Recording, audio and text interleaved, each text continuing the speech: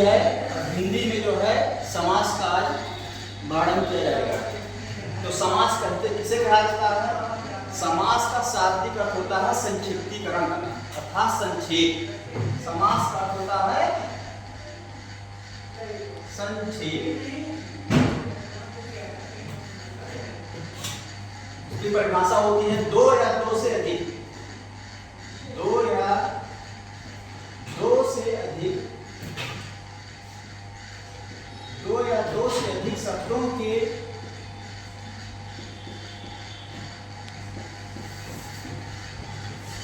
दो या दो से अधिक शब्दों के योग से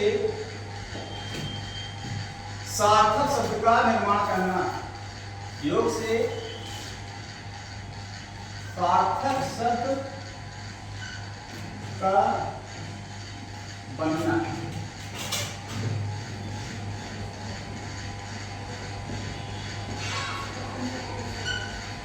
समास कहलाता है।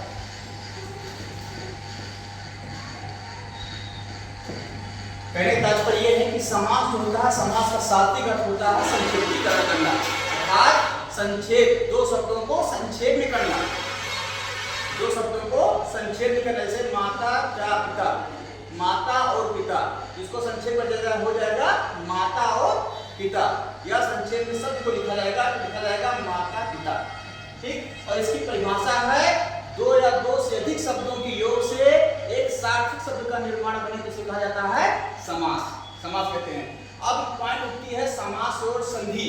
समास और संधि में जो है अंतर क्या होता है? तो समास में जो है पदों की योग जो होता है क्या कहते हैं? समास कहते हैं, और संधि में जो होता है वर्णों के योग को जो होता है संधि कहते हैं। अंतर दो ही होता है, और वर्णों के अलग होने की प्रक्रिया को विच्छेद कहा जाता है। ठीक है, और जो समास में होता है उसमें कहते हैं दो पदों की विग्रह होने की क्रिया को कहता है विग्रह कहता है, अर्थात समास विग्रह कहते हैं, अर्थात दो पदों के अलग होने की प्रक्रिया को विग्रह कहते हैं, और दोनों पदों के योग को कहते हैं समास कहते हैं। ठीक है, तो समास कितने प्रकार होता है? समास 6 प्रकार का होता है। समास के भेद लिखा जाएगा, समास के भेद। समास 6 प्रकार का होता है। समास 6 प्रकार का होता है। पहला हो गया आपका अव्ययी भाव समास। अव्ययी भाव समास। दूसरा होता है आपका द्वंद्व समास।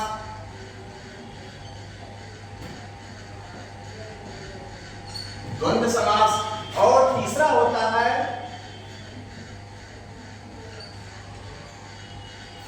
तत्पुरुष समास। चौथा होता है आपका कर्मधारय समास।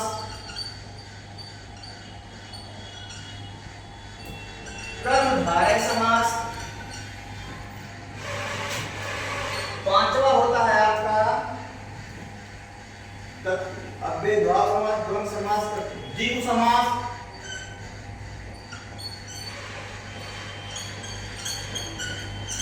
द्विगु समास। और लास्ट है आपका छठवां जो होता है उसको कहते हैं बहुव्रीहि समास। बहुव्रीहि समास। बहुव्रीहि समास। बहुव्रीहि समास। ठीक, अब अव्ययी भाव समास किसे कहते हैं? अव्ययी भाव समास किसे कहते हैं? जिसमें अव्यय हो। अव्यय का क्या होता है? जिसपे लिंग वचन कर्ता किसी दूसरे का या किसी का प्रभाव न पड़े उसे क्या कहता है? अव्यय कहा जाता है। और अव्ययी भाव अब इसे मैं शॉर्टकट में नहीं बताऊंगा क्योंकि विस्तार करने में बहुत समय लगेगा, तो शॉर्टकट में ही आगे से लिखते चलेंगे। इसका हम मिटा देते हैं, थोड़ा विस्तार समझा जाता है।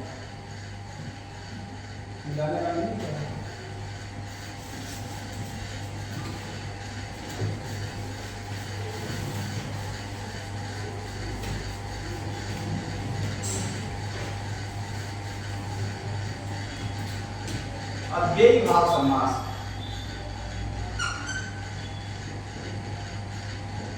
अव्ययी भाव समास जिसमें इसका इस ट्रिक होती है, शॉर्टकट में समझिए। अव्ययी भाव समास में जो होता है उपसर्ग का प्रयोग होता है। इस शब्द में उपसर्ग का प्रयोग होता है, पहचानने का इसका तरीका होता है। अर्थात प्रथम पद जो होता है इसकी जो विस्तृत किया जाएगा, परिभाषा किया जाएगा विस्तार से, तो होगा प्रथम पद अव्यय होता है। इसे क्या कहते हैं? अव्ययी भाव समास कहते हैं। अव्यय किसे कहते हैं? अव्यय उसे कहा जाता है जिसपे लिंग, वचन, कर्ता किसी का प्रभाव न पड़े, उसे क्या कहा जाता है? अव्यय कहा जाता है। अव्ययी भाव समास। और अव्ययी भाव समास को पहचानने का तरीका क्या होता है?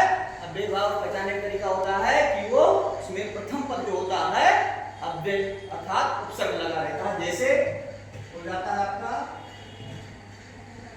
आजन, आजन अर्थात क्या हुआ? आ क्या हो गया? आपका हो गया उपसर्ग। आ क्या हो गया? उपसर्ग हो गया। ठीक। इसके बाद दूसरा क्या आता है? सबसे आसान होता है अव्ययी भाव समास पहचानने में। दूसरा समास आपका है द्वंद्व समास।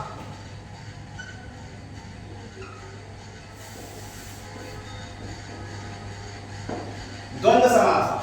द्वंद्व समास इसे कहते हैं, इसमें द्वंद्व समास में दोनों पद प्रधान होते हैं। दो द्वंद्व समास बोला जाता है, दोनों पद प्रधान होते हैं।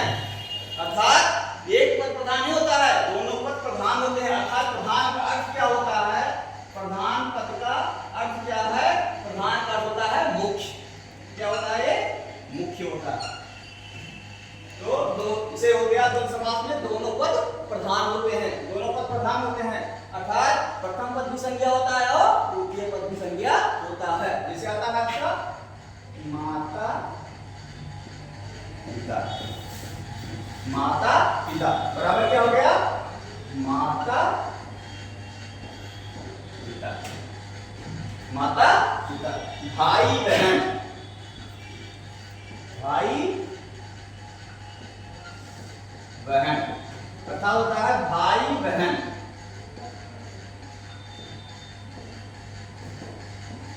द्वंद्व समास क्या हुआ?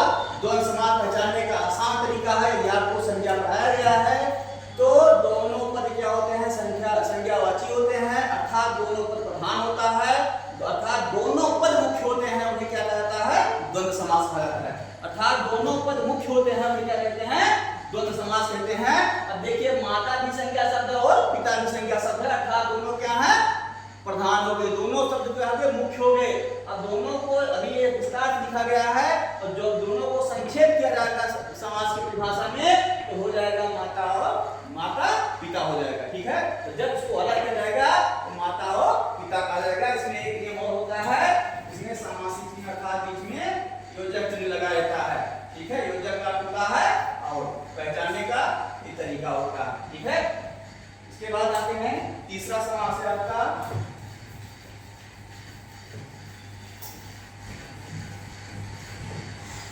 तत्पुरुष समास।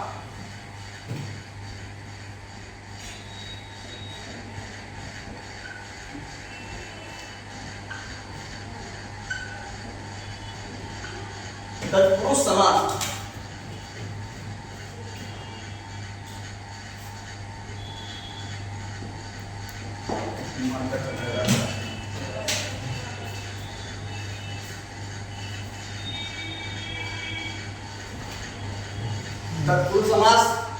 तत्पुरुष समास में होता है, इसमें जो होता है तत्पुरुष समास में दूसरा पद प्रधान होता है। दूसरा पद प्रधान होता है और इसमें जो होता है कर्ता चिन्ह का लोप होता है। कर्ता चिन्ह का लोप होता है। कर्ता क्या होता है?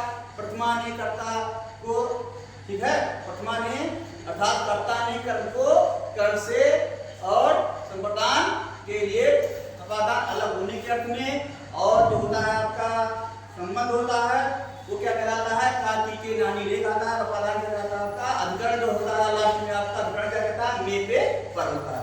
ये कर्ता का चिन्ह होता है। यदि आप कर्ता का चिन्ह नहीं याद है तो आप समास जो है तत्पुरुष समास आप सही से समझ नहीं सकते हैं।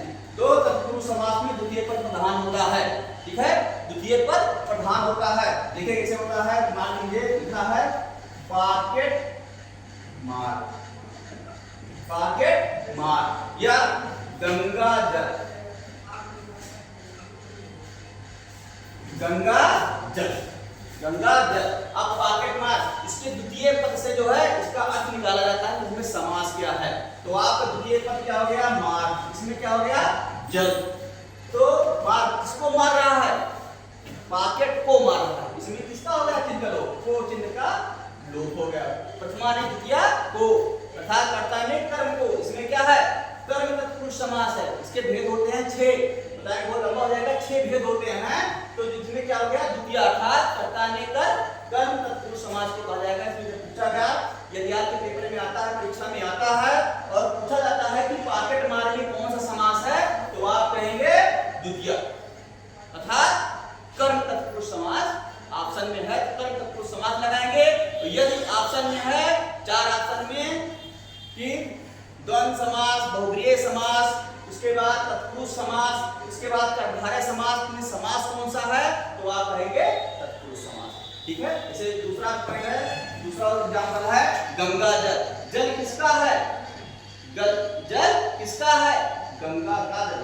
का की के नानी रे, अर्थात इसमें क्या हो गया, संबंध हो गया, संबंध तत्पुरुष समास। तो कहा जाएगा इसमें कौन सा तत्पुरुष समास है, तो हम कहेंगे संबंध तत्पुरुष समास। ऑप्शन में है तब, तो नहीं है तो तत्पुरुष समास। ठीक है। द्वितीय पद प्रधान होता है, इसमें द्वितीय पद प्रधान होता है। इसके बाद अब देखिए इसके 4 भेद होते हैं, मैंने बताया आपको, चिन्ह बता दिया। इसके बाद आता है तत्पुरुष के बाद आता है कर्मधारय समास। कर्मधारय समास, कर्मधारय समास। अब देखिए कर्मधारय समास में क्या कहते हैं,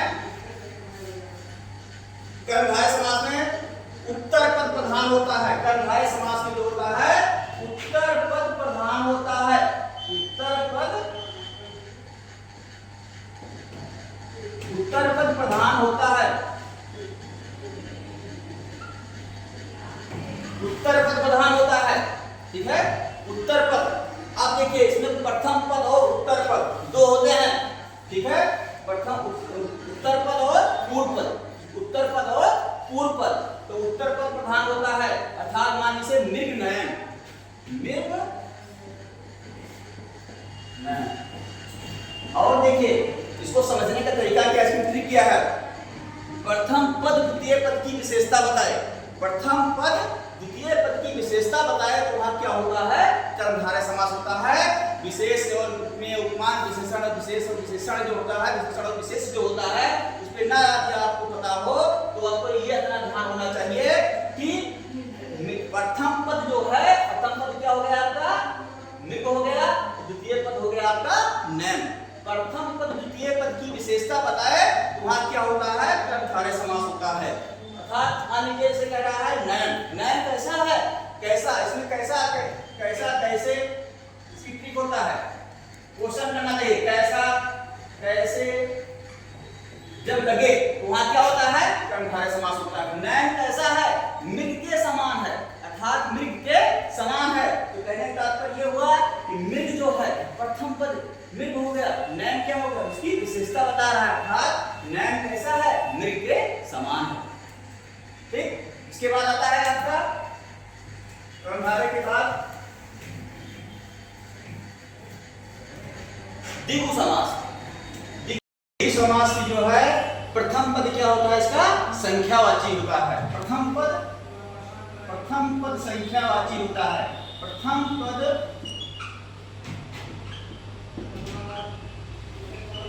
संख्यावाची होता है, प्रथम पद संख्यावाची होता है, वह द्विगु समास कहलाता है, वह द्विगु समास कहलाता है। जैसे हो जाता है आपका तिराहा, तिराहा, उसके बाद होता है चौराहा। ठीक है, तिराहा, चौराहा, पंचवटी, है ना, तिराहा, तिराहा, पंचवटी, तिराहा और पंचवटी। तिराहा मतलब 3 राहों का समूह। प्रथम पद संख्यावाची आ रहा है। प्रथम क्या हो रहा है? संख्यावाची पद हो रहा है। संख्यावाची हो रहा है इसलिए क्या है यहाँ पे? द्विगु समास का द्विगु समास है। क्यों द्विगु समास है? क्योंकि द्विगु समास की परिभाषा कहती है कि ऐसा पद जिसमें प्रथम पद या प्रथम वर्ण जो है संख्यावाची हो, अर्थात संख्या का बोध कराए, वहां क्या होता है? द्विगु समास होता है। और देखिए ध्यान दीजिए, इस संख्यावाची के बाद होता है कि दो पद जो होते हैं, अर्थात एक पद फिर पुनरावृत्ति हो उस पद की, उस पद एक पद है और उसी पद की दोबारा पुनरावृत्ति हो तो क्या कहलाता है? आपका द्विगु समास कहलाता है। जैसे हो गया रातों रात, रातों रात। अब देखो ये प्रथम पद भी है, प्रथम पद और द्वितीय पद की क्या है? समानता है। तो यहाँ क्या होता है? रातों रात, तो रातों रात क्या हो जाएगा? आपका द्विगु समास हो जाएगा। अब यहाँ तो द्वंद्व समास नहीं होगा। द्वंद्व समास और द्विगु समास में बच्चे क्या होते हैं? डिस्टर्ब हो जाते हैं। द्वंद्व समास में होता क्या है? ध्यान दीजिएगा एक बार फिर से पुनः। द्वंद्व समास में होता है माता पिता, माता पिता, भाई बहन। अब देखिए इसकी पहचान का तरीका मैंने बताया था आपको कि ये होता है विलोम शब्द, अर्थात विपरीत शब्द होते हैं। एक शब्द है उसके दूसरा विपरीत होता है, एक समान नहीं होता है। एक पद दिया गया, जो पहला पद दिया गया उसके दूसरा पद विपरीत हो तो वहां क्या कहलाता है? लगभग शब्द जो होते हैं वहां द्वंद्व समास कहलाते हैं, वो द्वंद्व समास कहलाते हैं। लेकिन वहीं पे जो देखिए ये आपकी द्विगु समास में है, वो एक पद है उसी पद की दोबारा पुनरावृत्ति हो रही है तो वहां क्या होता है? द्विगु समास होते हैं। ठीक है, द्वंद्व और द्विगु में अंतर होता है। समझ में आया नहीं आया? कि प्रथम पद जो होता है क्या होता है? संख्यावाची हो, वहां क्या होता है? द्विगु समास होते हैं। और दूसरा नियम इसका ये होता है कि एक शब्द की दोबारा पुनरावृत्ति हो, दोबारा पुनरावृत्ति हो तो वहां क्या कहलाता है? वो द्विगु समास कहलाता है। उसके बाद लास्ट है आपका बहुव्रीहि समास।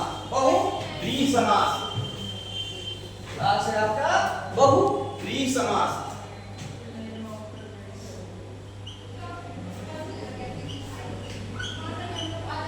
बहुव्रीहि समास, बहुव्रीहि समास। अब बहुव्रीहि समास में होता क्या है? इसमें बताया गया है आपका कि एक समास में कोई पद, मतलब इस समास में कोई पद, जो दो पद दिया है, दोनों पद जो होते हैं क्या होते हैं? वो प्रधान नहीं होते हैं, अर्थात इसमें तीसरा पद प्रधान होता है। अर्थात दो पद मिलकर के तीसरे पद के और संकेत करें, अर्थात दो पद होते हैं, दो पद मिलकर, दो पद मिलकर तीसरे पद की ओर संकेत करें। दो पद मिलकर तीसरे पद की ओर, तीसरे पद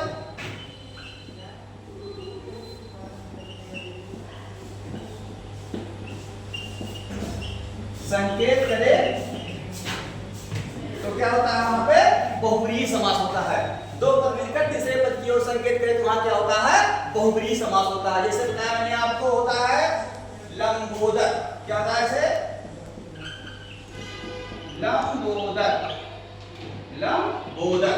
ठीक है, लंबोदर। लंबोदर क्या होता है? लंबा, इसमें दो पद बना है, लंब, लंबा और उदर। उदर मींस क्या होता है? उदर का अर्थ होता है पेट, लंब का लंबा। लंबा पेट किसका है?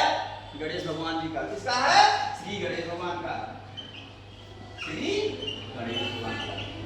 ठीक है, दूसरा मैंने बताया आपको, से मान लीजिए दूसरा है पीतांबर। पीतांबर। अब इसमें भी दो पद है, लेकिन इस पीतांबर से जो है यहाँ पे अर्थ नहीं निकल रहा है। पीतांबर, पीला, पी का होता है पीला, और अंबर का होता है क्या? वस्त्र। अंबर का वस्त्र, अर्थात दो शब्द मिलकर के पीला अर्थ है किसका? पीला वस्त्र है किसका? अर्थात क्या हो जाएगा यहाँ पे? श्री कृष्ण भगवान, श्री कृष्ण जी, श्री कृष्ण जी। ठीक, और देखिए ध्यान दीजिए, इसका जो पहचानने का एक तरीका होता है, ट्रिक जो होती है, इसमें देवी देवताओं के नाम आते हैं। देवी देवताओं के नाम आते हैं इसमें, देवी देवताओं के नाम। देवी देवताओं के नाम। तो समझ में आया जो कहता है कि बहुब्रीहि समास किसे कहते हैं। तो बहुब्रीहि समास होता है दो पद मिलकर तीसरे पद की ओर, दो पद मिलकर तीसरे पद की ओर संकेत करे, वहां क्या होता है, बहुब्रीहि समास होता है। और देवी देवताओं के नाम आए तो उसे क्या कहते हैं, बहुब्रीहि समास कहते हैं। जैसे मैंने आपको बताया कि लंबोदर, लंबा है उदर,